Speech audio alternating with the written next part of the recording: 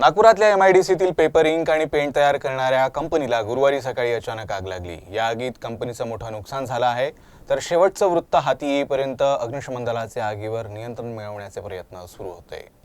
नागपूर औद्योगिक वसाहतीत वर्षा इंक नावानं इंक आणि पेंट तयार करणारी कंपनी आहे। गुरुवारी सकाळी या कंपनीला अचानक आग लागली। कंपनीत असलेल्या ज्वलनशील पदार्थांमुळे आग अधिक भडकल्याची माहिती आहे।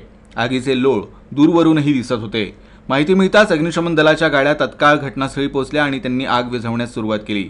अग्निशमन दलाचे आगीवर नियंत्रण मिळवण्यासाठी प्रयत्न सुरू आहेत। तुर्तास कुठलीही जीवितहानी झाल्याची माहिती नसून आग का लागली हे देखील कळू शकलं नाहीये।